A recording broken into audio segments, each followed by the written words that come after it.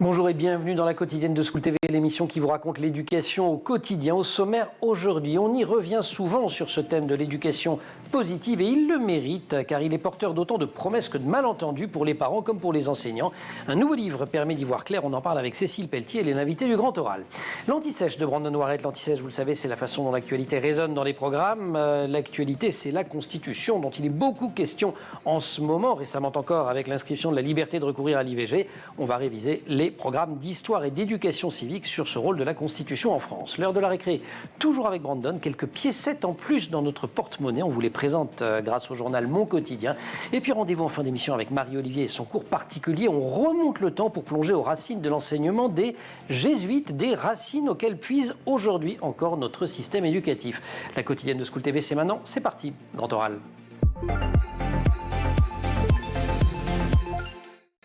Malentendu, c'est sans doute le mot qui revient le plus souvent dans le livre L'éducation positive face à ses limites, livre que publient les éditions Sciences Humaines sous la direction d'Héloïse Lérêté et Béatrice Camérer et auquel a contribué la rédactrice en chef adjointe de Sciences Humaines, Cécile Pelletier, qu'on a grand plaisir à recevoir de nouveau sur ce plateau. Cécile, bonjour. Bonjour Emmanuel. Malentendu, des malentendus comme s'il en pleuvait. On va essayer d'en lever un certain nombre dans cette émission. Malentendu sur le fait que l'éducation positive renoncerait à donner un cadre à l'enfant. Malentendu sur la robustesse de ses fondements scientifiques, mais je voudrais qu'on commence par un malentendu sur la définition même, sur cette expression éducation positive, parce que l'expression remonte fort loin, mais elle a évolué. Oui, tout à fait, Emmanuel. L'éducation positive, la notion de positivité en éducation ne date pas d'hier, puisque déjà Rousseau parlait d'éducation négative, version l'éducation positive. Dans sa bouche, l'éducation négative, c'était quelque part la bonne éducation, l'éducation au contact de la vie contre l'éducation positive, qui était une éducation strictement théorique. Et puis au renversement de sens. Renversement de sens. 19e siècle, on arrive avec Auguste Comte. Donc là, c'est le positivisme. Positivisme. Alors là, les savoirs positifs, c'est plutôt positif dans sa bouche, puisqu'il est notamment au fondement de l'école républicaine. Et donc, les savoirs positifs, les enseignements positifs, c'est les savoirs qui sont fondés sur des savoirs scientifiques. C'est les faits. Voilà, à l'inverse du religieux, puisqu'à l'époque, on sait que c'est plutôt les prêtres qui tiennent l'école. Et puis, dans les années 50, on saute quelques décennies, on arrive avec les behavioristes, donc c'est les psychologues du... C'est le comportementalisme, le behaviorisme. Exactement, qui là incite à renforcer il parle de renforcement positif pour plutôt essayer de mettre l'accent sur les comportements appropriés. Mais bon, aujourd'hui, le behaviorisme, c'est un peu contesté parce que c'est un peu comparé à du dressage, voilà, qui n'est pas tout à fait compatible avec les droits de l'enfant qui ont été promus internationalement en 89. Et puis, alors, il y a la discipline positive. J'en parle parce que c'est encore très présent aujourd'hui. Dans les années 80, c'est Jen Nielsen, c'est une psychologue américaine qui promeut la coopération et le dialogue dans l'éducation pour favoriser justement le développement de l'enfant et sa responsabilisation au détriment des pures sanctions. Et on arrive à l'éducation positive aujourd'hui. Alors, l'éducation positive aujourd'hui, quand même, faut quand même parler de l'éducation positive. Alors, c'est un mot valise. Qu'est-ce qu'on entend par éducation positive? On l'entend partout, ça suscite les passions, on ne sait pas vraiment ce que ça veut dire. Alors, il y a l'éducation positive au sens strict, qui est une traduction de l'anglais positive education, qui est vraiment la notion de la psychologie positive. Là, c'est Martin Seligman, c'est le président de l'association des psychologues américains en 98, qui dit ça suffit d'envisager la psychologie seulement sous ses aspects pathologiques et quelque part négatifs. On va essayer d'explorer les moyens de permettre aux individus d'accéder au bonheur, en quelque sorte. Et là, on a un nouveau paradigme qui, en termes d'éducation, s'impose et qui, aujourd'hui, a donné naissance à tout un courant de recherche sur la psychologie positive. C'est créer les conditions de permettre aux enfants, justement, d'être heureux. De grandir, de s'épanouir. De s'épanouir, d'être libre et autonome. Avec quand même une définition donnée par le Conseil de l'Europe aujourd'hui. Alors, j'arrive là, ce prologue pour arriver à 2006, là, c'est véritablement la première définition contemporaine de ce qu'on pourrait appeler, alors ce qu'on appelle aujourd'hui parentalité positive, plutôt dans les textes. C'est-à-dire, c'est une définition en fait qui dit, voilà, les droits de l'enfant aujourd'hui sont instaurés quasiment partout dans le monde. Il faut revoir finalement cette relation familiale entre le parent et l'enfant. Et donc, c'est l'idée que l'éducation familiale doit permettre à l'enfant à la fois de s'élever, mais aussi de se responsabiliser, le tout sans violence, mais aussi d'avoir accès à une forme de sécurité, de reconnaissance, et puis, mais aussi d'avoir des repères finalement. On va en parler ça, parce que c'est pas une éducation sans repères, ça rime pas avec laxisme. Quand on l'emmène du côté de l'école, c'est intéressant que vous souligniez le fait que c'est plutôt de la parentalité positive, au fond, qui est le substrat théorique de tout ça, et pas spécialement l'éducation au sens où on l'entend à l'école. Néanmoins, elle arrive à l'école, on la confond souvent avec l'éducation nouvelle. Alors, notamment les préceptes de Maria Montessori, etc. Finalement, c'est pas très loin non plus. Non. Alors, je dirais juste quand même que cette notion d'école, c'est vraiment le volet scientifique. Il est beaucoup plus développé sur la dimension de l'école avec l'éducation positive, comme on l'a dit, avec la psychologie positive. Mais on a tendance, en effet, on a tendance souvent à confondre avec ce qu'on appelle l'école nouvelle des années 20, 30, ouais. Mais qui connaît depuis les années 60 une forme de démocratisation et de diffusion. Et c'est dans la lignée de Montessori, de Freinet, la volonté de mettre l'enfant au centre des savoirs et plus seulement un enseignement qui est fondé sur une accumulation de savoirs, mais véritablement un enfant qui construit ses savoirs en fait. Et en fait, vous montrez dans le bouquin que c'est deux choses quand même, alors certes qui dialoguent, mais c'est pas la même chose. C'est deux choses qui dialoguent, mais c'est quand même aussi une source d'inspiration importante pour ce qu'on appelle aujourd'hui l'éducation positive. Et d'un minimum, puisqu'on est sur les malentendus, le plus répandu sans doute, c'est celui qui prétendrait que la parentalité positive interdit de sanctionner. Non. Bah non, mais c'est marrant parce que même dans notre livre, il y a même une enseignante qui est interviewée par notre collègue Catherine Decopé qui consacre un article là-dessus qui dit « Non, moi l'enseignement, l'éducation positive, c'est pas trop mon truc parce que vraiment c'est trop permissif. Ouais. » Et en fait, on voit dès 2006, dès le Conseil de l'Europe, que finalement, l'un des piliers importants de cette éducation positive, c'est aussi de savoir mettre des repères et des cadres. Donc, on ne mélange pas tout. L'éducation positive face à ses limites. Le livre vient de sortir aux éditions Sciences Humaines sous la direction d'Héloïse Lérité et Béatrice Caméret. On en parle avec Cécile Pelletier, qu'on retrouve juste après l'Anti-Sèche, Brandon Noiret. Brandon, bonjour. Bonjour Emmanuel. À l'occasion de l'inscription de la liberté à l'IVG dans la Constitution, vous revenez sur l'histoire de cette Constitution et de ses révisions. Celle de la Ve République date de 1958. Oui, très rapidement, qu'est-ce que la Constitution ? C'est un peu la loi des lois, la super loi. Elle définit donc le fonctionnement de nos institutions, ainsi que les droits et les devoirs de tous les citoyens. Donc celle de 1958, elle naît dans un contexte particulier, instable avec la guerre d'Algérie et aussi ces émeutes du 13 mai 1958. Et donc on a cette instabilité gouvernementale de la 4e République qui ne répond pas du coup à ces problèmes internes et également externes à la France. Alors on fait appel à l'homme qui fonctionne, l'homme qui a toujours réussi, c'est le général de Gaulle. Et lui, il pose aussi ses obligations. Il veut avoir les mains libres pour écrire une nouvelle constitution. Il est nommé président du Conseil par le président de la République, René Coty, et il soumet un programme pour rétablir la stabilité de l'État avec un article 1 qui prévoit l'élaboration d'une nouvelle constitution. Donc le 4 septembre, lui, il fait un discours assez remarqué, place de la République, un lieu forcément pas choisi au hasard, devant énormément de personnes. Le 28 septembre 1958, les Français doivent se prononcer oui ou non pour cette constitution. 82%. Plébiscite, comme De Gaulle les aimait. Effectivement, un plébiscite. Et donc le 4 octobre 1958, elle est promulguée. 3 mois plus tard, il devient président de la République, janvier 1959. Cette constitution qui est en place, quand même, il faut le dire, depuis le 20 février 2024, elle vient de battre le record de la plus longue constitution de notre histoire, battue Alors elle a été un peu révisée, c'était la combienième révision d'ailleurs 25e révision, effectivement, pour l'IVG, maintes fois révisée. Et la première révision date de 1960, l'objectif c'était de rendre compatible l'indépendance des États africains et leur appartenance à la communauté constituée avec la France. On est, vous l'avez rappelé, en plein contexte de décolonisation. Oui, on peut aussi citer 1962 également pour le suffrage universel, l'élection du président de la République au suffrage universel direct. On peut citer 1976 aussi, une révision qui porte aussi sur les conditions de l'élection du président de la République en cas de décès ou d'empêchement. Ça fait suite à la mort du président Georges Pompidou 2 ans plus tôt en 1974. Pompidou, il avait touché à la Constitution ? Et non, pas du tout. Non. En 1973, il avait essayé, il avait évoqué de pouvoir passer d'un septennat à un quinquennat. Finalement, au moment des débats, il a fallu attendre quelques années. Et par contre, pour François Mitterrand, c'était un peu paradoxal parce que lui, c'est toujours montré en l'opposant de ces institutions de la Ve République. Il avait même écrit le coup d'État permanent contre le général de Gaulle. Et lui, il a touché à 3 petites reprises, 3 reprises d'ailleurs un peu obligatoires, puisque 92 pour la ratification du traité de Maastricht et 2 fois en 1993, notamment pour créer la Cour de justice de la République à la suite de l'affaire qui a fait couler beaucoup d'encre et beaucoup de sang, l'affaire du sang contaminé, c'est le cas de le dire. 2 salles, 2 ambiances. Jacques Chirac, lui, c'est le record. J'aurais écrit. Et bien oui, c'est le recordman des révisions, notamment en 2000, pour passer d'un septennat à un quinquennat. Plus de 7 Français sur 10 répondent oui.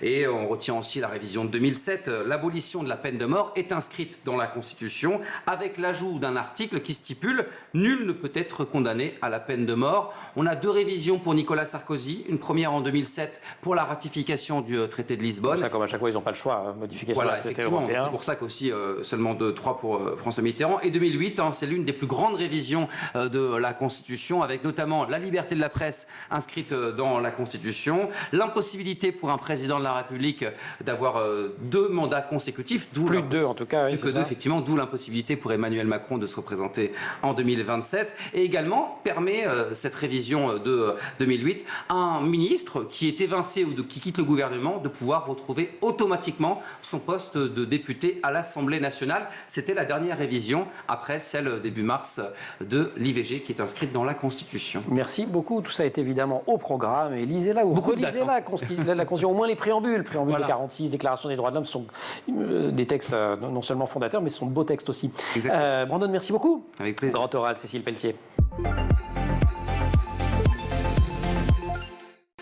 Vous êtes perdu dans le débat entre les tenants de l'éducation positive et ceux d'une éducation plus directive ou traditionnelle. Ce livre est fait pour vous. Il décortique en chapitres courts, incisifs, illustrés, les tenants et les aboutissants de l'éducation positive. Elle a connu, Cécile, un regain de vigueur avec l'avènement des neurosciences. Pourtant, là aussi, mal entendu, on aura compris que c'est le fil rouge non seulement du bouquin avec l'émission, puisqu'en fait, les neurosciences, elles ne prouvent pas aux sciences scientifiques du terme toutes les vertus de l'éducation positive. Non, les neurosciences, elles apportent un éclairage passionnant et très utile en termes justement de sciences, oui, d'éducation, de sciences, du fonctionnement du cerveau de l'enfant, y compris à partir des premiers jours. Mais elles ne valident en rien les thèses de l'éducation positive. Et de toute manière, elles doivent être, afin d'être transposées en pratique, elles doivent faire l'objet évidemment d'une adaptation technique, d'un passage par les sciences humaines et d'un dialogue avec les praticiens. Grégoire Borst, qui est un de nos grands chercheurs en matière de psychologie de l'éducation, bien les sciences humaines, que vous connaissez bien, voilà, il me disait récemment, de toute façon, ça n'arrivera jamais, cette preuve, tout simplement parce qu'on ne peut pas, sur des êtres humains, faire des expériences en double aveugle, des études randomisées. On ne va pas prendre un groupe d'enfants sur qui on tape et un autre à qui on dit tu es formidable pour prouver que l'un marche mieux que l'autre. Donc, on est bien en présence de toute façon d'un faisceau d'indices. Vous donnez un exemple que j'ai trouvé super clair et convaincant sur les émotions. Un élève heureux a de bonnes notes. Bah oui, un élève heureux, il a de bonnes notes, mais est-ce qu'il a de bonnes notes parce qu'il est heureux ou est-ce qu'il est heureux parce qu'il a de bonnes notes? Voilà. D'ailleurs, on a vu que la corrélation ne marche pas toujours parce qu'au niveau systémique, les études PISA, les études internationales PISA montrent que dans certains cas, des systèmes éducatifs qui peuvent être qui mettent la pression aux élèves et qui peuvent être avec un climat systèmes asiatiques notamment. Les systèmes asiatiques, par ailleurs, peuvent être aussi les mieux classés. C'est ça. On a les deux d'ailleurs. Les Scandinaves qui sont plutôt dans l'encouragement sont très bien classés et les plus rugueux le sont aussi. Le sont aussi. Voilà, donc il n'y a pas de vérité révélée. Dans les évolutions quand même du côté des neurosciences, parce que c'est une évolution dont vous parlez d'ailleurs aussi souvent dans Sciences Humaines, il y a tout ce que ça raconte sur le cerveau du tout petit. Là, on a quand même appris des choses récemment. Bah oui, il y a tout un champ de recherche qui s'est ouvert ces dernières décennies.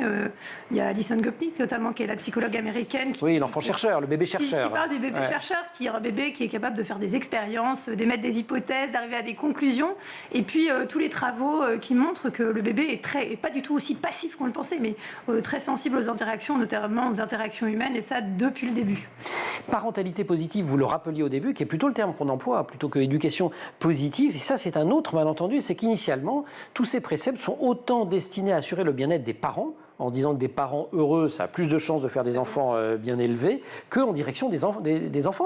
Ça parle beaucoup aux parents, en fait, tout ça. Mais oui, c'est Bruno Humbeck, notamment, le chercheur belge, le rappelle souvent. Et on le voit, d'ailleurs, dans le texte de 2006. L'idée, c'est l'idée d'une parentalité qui soit plus heureuse, plus harmonieuse. Alors, on est à une époque où avoir un enfant, c'est devenu un choix. On est aussi dans une société qui met beaucoup l'accent sur l'individu, donc sur le développement personnel, sur l'idée de réussir sa vie. la fameuse dictature dénoncée par certains chercheurs du bonheur. Et donc tout ça s'est accompagné avec le développement d'Internet, etc., d'une forme d'injonction, avec des propos qui peuvent être soi-disant basés sur la science, mais souvent assez caricaturaux, et qui vont prôner des recettes un peu miracles en matière de parentalité, et du coup de mettre la pression sur les parents, quelque part en imposant l'idée d'un... Alors tout ce que je dis est un peu à la truelle, on est bien d'accord, mais avec l'idée que le parent doit se dévouer à son enfant avec un risque véritablement de pression très importante, notamment pour les mères. Voilà. Et c'est là où on parle de burn-out parental et de tout ce genre de choses, de parents qui se sentent trop sous pression, avec irruption aussi d'une flopée d'experts autoproclamés sur les réseaux sociaux, dans les cabinets de coaching. Donc vraiment, vous lisez le bouquin avant de dépenser des sous là-dedans, parce qu'il y aura déjà une partie des réponses. Après, il y a des gens sérieux qui sont là pour aider. Bien sûr, il y a des gens sérieux, mais encore une fois, c'est des professions qui ne sont pas régulées. Donc, il peut y avoir même des risques de dérive sectaire dans le cas de certains établissements qui promettent des écoles, etc., qui sont non conventionnées avec l'État et qui vont promettre la bienveillance, le bonheur, etc. de votre enfant, sans aucun contrôle. Et c'est extrêmement problématique. On va continuer à parler de tout ça, Cécile Pelletier, après la récré. L'éducation positive face à ses limites, c'est aux éditions Sciences Humaines. C'est essentiellement une compile d'ailleurs d'articles de Sciences Humaines. Il y en a quelques-uns que j'ai reconnus. Oui, déjà, un dossier qui était sorti sur ce sujet. Puis mais qui va être complété très rapidement parce que, par exemple, dans notre prochain numéro qui est consacré à la fatigue et que j'ai coordonné, donc je peux en parler, il y a un très bon article de Béatrice Camerer qui a co-coordonné ce numéro sur le burn-out parental. Voilà, tout est lié. Qu'est-ce que ça recouvre? Et on la salue ainsi que toute l'équipe de Sciences Humaines et on vous retrouve, vous, Cécile, juste après la récré. Brandon Noiret.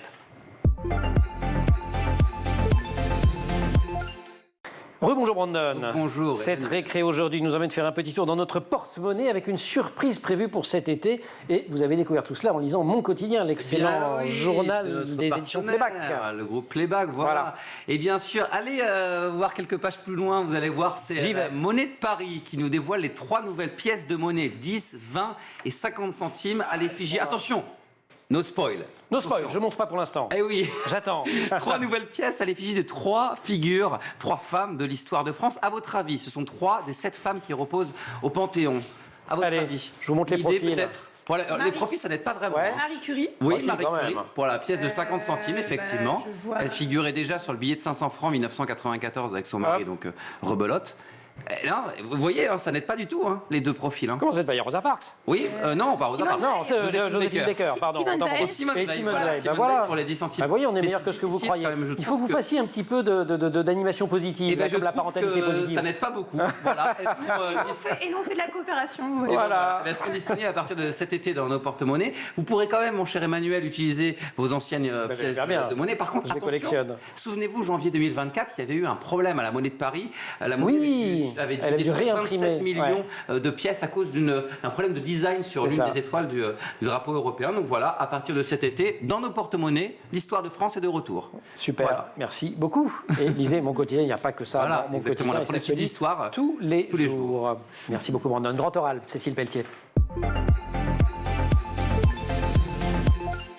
Aurait-on enfin découvert avec l'éducation positive la pierre philosophale de la parentalité et ainsi déjoué la prophétie de Freud qui disait aux parents « Quoi que vous fassiez, vous ferez mal ». Réponse à la question dans l'éducation positive face à ses limites. J'ai cité un extrait du texte, le livre qui vient de sortir aux éditions Sciences Humaines. Cécile Pelletier, le principal risque au fond, en vous lisant les uns et les autres et les unes et les autres, c'est celui du dogmatisme. Vous y insistez d'ailleurs à la fin, on est encore loin de tout savoir.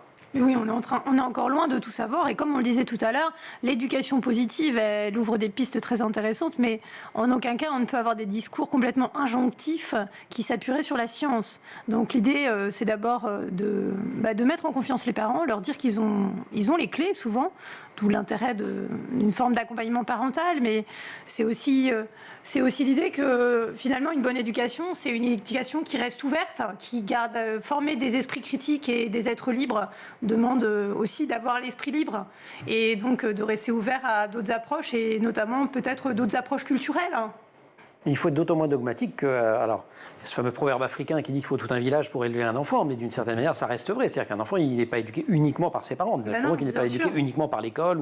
Mais non, il y a aussi les professionnels de la petite enfance, il y a aussi l'école, bien entendu, il y a aussi le centre de loisirs, et puis tous les gens qui vont croiser dans leur vie et qui vont coéduquer avec leurs parents, finalement. Les enseignants, pour en parler quand même, et puisqu'on est sur School TV, ils sont un peu formés à à la parentalité positive, l'éducation positive, tout ça? Cette notion de parentalité positive n'est pas véritablement abordée comme ça dans l'éducation, mais finalement, ce sont des grands principes qui, dans la lignée de l'instauration de la Convention internationale des droits de l'enfant, vont irriguer en fait l'ensemble de notre société. Mais on choisit d'autres mots, c'est ça? On choisit d'autres mots. On parle plutôt de bienveillance, on va parler d'empathie, on va parler d'émotion. Et puis, dans le domaine de la petite enfance ou du social, on va parler de bientraitance. D'émotions. Il y a la météo des émotions maintenant dans plein de classes. Oui, alors c'est amusant quand on va dans une classe de maternelle, comme j'étais l'autre fois par exemple. On voit les enfants qui arrivent et qui mettent c'est un smiley généralement, c'est ça, pour expliquer comment ils se sentent aujourd'hui, puis après ils ont le droit d'en parler. Voilà. Mais il y a aussi plein de programmes qui existent depuis la maternelle jusqu'au lycée pour apprendre à naviguer dans ses émotions plus que gérer, parce que gérer c'est pas très beau. Finalement, on est des êtres d'émotions et donc comme on apprend à les repérer, comme on apprend à surfer avec elles et à coexister avec ses camarades de manière la plus harmonieuse possible. Sachant qu'on n'a pas de preuve non plus que tout ça a un effet direct sur les apprentissages, c'est-à-dire c'est pas parce qu'on fait la météo des émotions qu'on sait mieux lire à la fin de l'année, surtout que c'est en maternelle, c'est encore... Non, on voit que ça a des effets positifs, mais on manque encore d'études vraiment étayées. Voilà, donc on respire, et c'est plus qu'une clause de style de dire on respire, parce que quand même, entre 5 et 10% des parents font un burn-out parental, c'est considérable. Oui, 5 et 8% selon les derniers chiffres d'une étude de 2021, je crois, je ne veux pas dire de bêtises. Deux chercheuses en France qui sont Moira Nicolas-Jax et Isabelle Roskam, qui ont été les premières à, du moins, théoriser la notion de burn-out parental. Et qui ont mené une étude internationale, ils montrent que c'est un phénomène qui est qui serait présent chez 5 à 8% des parents environ en Amérique du Nord et en Europe, mais en Afrique, en Asie... Il n'y en a pas. Il n'y en a pas. Curieusement. Voilà. Donc voilà, ça serait à la fois culturel peut-être, et donc, mais surtout il y a une dimension, du contextuel en fait. Donc ça va être des parents qui vont se sentir tout d'un coup plus capables de faire face à la pression, qui vont ressentir une forme d'épuisement, puis de perte de sens aussi, d'une forme de perte de plaisir dans l'exercice de leur parentalité. C'est-à-dire leur activité de parents. Mais c'est un peu ça, il y a une activité de parents, leur travail de parents. Ouais, j'aime pas trop ce mot. Non, mais bon. Jusqu'à dans leur vie de parents, jusqu'à se sentir le parent qu'ils n'auraient même pas aimé être finalement. Cécile, on termine avec 2 ou 3 conseils qui sont des préceptes, identifier les besoins insatisfaits. Vous en avez choisi quelques-uns, allez-y. Bon, j'en ai choisi quelques-uns, mais encore une fois, je vais rester avec très des pincettes, modeste, on les cite pas tous. Parce que justement, et tous les manuels d'éducation positive le disent, il n'y a pas de mode d'emploi, il n'y a pas de recette miracle, il y a des grandes lignes, des grands axes. Alors, moi j'aime bien l'idée de ne pas réagir à chaud, parce que c'est vrai que quand des fois, on voit d'expérience que des fois... Aller dans la cuisine, mettre le dîner à chauffer et puis respirer un grand coup, ça fait du bien plutôt que de monter dans les tours. C'était la fonction initiale d'ailleurs du time-out qui a été très débattue. C'était pas du tout d'humilier l'enfant, de le punir et de lui dire tu vas dans ta chambre. C'était plutôt là, c'est en train de monter, on va tous les deux se remettre. Et l'idée initiale du time-out, c'était de permettre aux parents de retrouver le calme, pas de punir l'enfant. Voilà, c'est d'ailleurs c'est ce que dit le Conseil de l'Europe en 2006. Et puis même Isabelle Filiosa, qui est une des grandes pionnières, papesse de l'éducation positive, qui dit en 2011 dans J'ai tout essayé, que finalement, dans certains cas, ça peut être une solution pour éviter justement un conflit ou... Voilà, donc c'est plutôt très challengeant. Encore un ou deux laisser une petite marge de manœuvre aux enfants. Ouais. Est-ce que tu veux mettre tes chaussures rouges ou tes chaussures bleues Alors ça, c'est dans les conseils qu'aime bien donner Candy Sanzel dans cette émission. Voilà, que je me roule par terre. Donner le choix, ça les rend autonomes. Allez, et puis moi je vais en rajouter un que j'aime beaucoup, 2, c'est accorder-lui un temps quotidien d'attention. Exactement. Ça c'est fondamental. En laissant son téléphone portable de causer par exemple. J'allais en parler. Et c'est un des vrais problèmes, un des problèmes majeurs des écrans, c'est ça, c'est que l'écran fait écran, comme dit Sophie Marinopoulos. Et puis l'humour.